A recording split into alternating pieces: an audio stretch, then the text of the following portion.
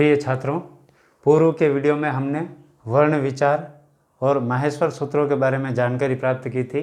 तो प्रथम जो 4 सूत्र थे, ऐ उण, ऋल ऋक, ए ओंग और ऐ औच, इन चारों सूत्रों से स्वर वर्णों का निर्माण होता है, जिसे अच प्रत्याहार कहते हैं। अ, ई, उ, ऋ, ऋ, ए, ओ और ऐ औ।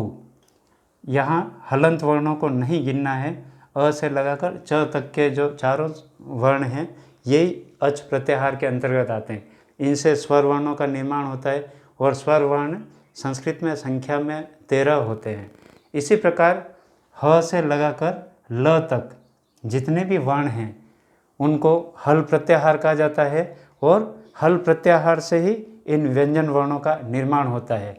तो हल प्रत्याहार के अंतर्गत ह, य, व, र, ल, यम, गण, न, ज, भ, गढ़, ध, जब, गढ़, द, ख, फ, छठ, थ, चट, त, क, प, श, श, स और ह। इस प्रकार हल प्रत्याहार से व्यंजन वर्णों का निर्माण हुआ। व्यंजन वर्ण संख्या में 33 होते हैं, 33।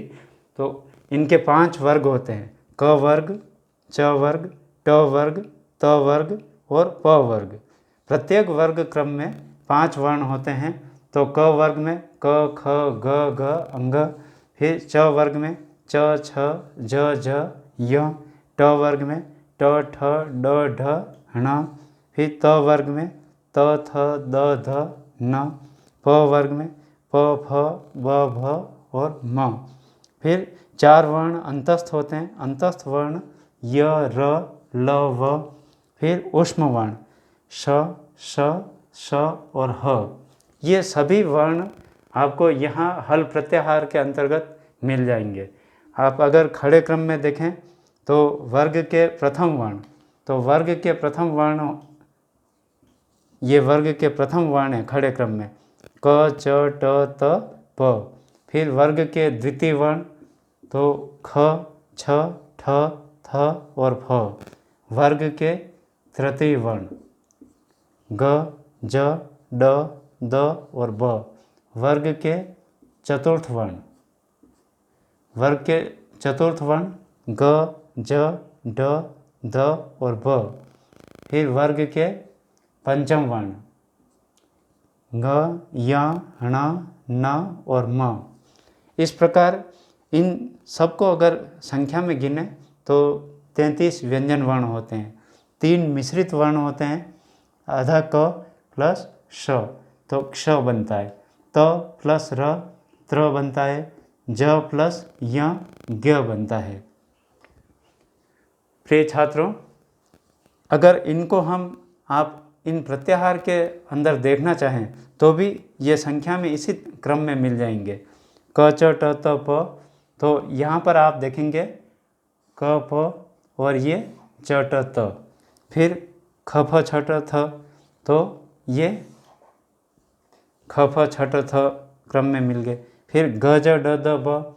तो यहाँ पर आपको ये सभी वर्ण नज़र आ जाएंगे। फिर ग, ज, ढ, ध, भ। तो ग, ढ, ध और ज, भ। फिर ग, य, ण, न, म। तो ये यम, गण, न। इसके बाद य, र, ल, व। तो य, व, र और ल। फिर ऊष्म वर्ण श, श, स, ह। श, श, स और ह। ये ह जो 2 बार आए, इसको 1 बार ही गिना जाए तो ये संख्या में कुल 33 व्यंजन वर्ण होते हैं। और मिश्रित वर्ण संख्या में 3 हैं, क्ष, त्र और ज्ञ। वैसे और भी बहुत सारी मात्राएं हैं जिनसे मिश्रित वर्ण बनते हैं। प्रथम 4 सूत्रों में हमने स्वर वर्णों के बारे में जानकारी प्राप्त की। फिर ह से लगाकर ल तक जो भी वर्ण हैं वो व्यंजन वर्ण हैं, जिनके बारे में आपको लिख के बताया है कि 33 संख्या में होते हैं। क वर्ग, च वर्ग, ट वर्ग, प वर्ग और त वर्ग। फिर अंतस्थ वर्ण और ऊष्म वर्ण। तो अच प्रत्याहार, अच प्रत्याहार में अ, ई, उ, ऋ, ऋ, ए, ओ, ऐ, औ। फिर हल प्रत्याहार ह से लगाकर ल तक, ये सभी व्यंजन वर्णों का क्रम इन प्रत्याहार के वर्णों में आ गया। ऐसे ही इन माहेश्वर सूत्रों से, जो 14 माहेश्वर सूत्र हैं, इनसे 42 से लेकर 48 तक, 42 से 48 तक प्रत्याहार बनते हैं।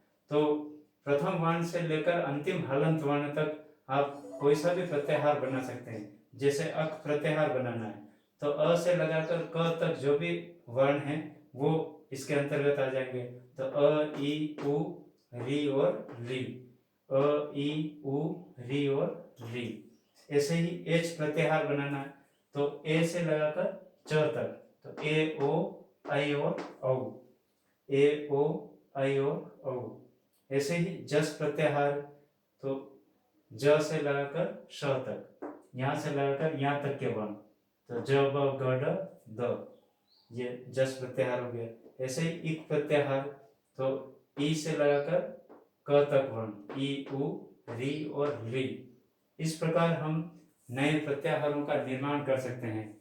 आप भी इसी प्रकार जैसे ये प्रत्याहार बनाएं, कम से कम 15 प्रत्याहारों का निर्माण करें, ताकि आपके स्वर वर्णों का, व्यंजन वर्णों का, और जो भी हम स्वर संधि, व्यंजन संधि में सूत्र मेथड से संधियां पढ़ेंगे, वो सभी इन प्रत्याहारों से आपके सूत्र मेथड समझ में आ जाएंगे। धन्यवाद।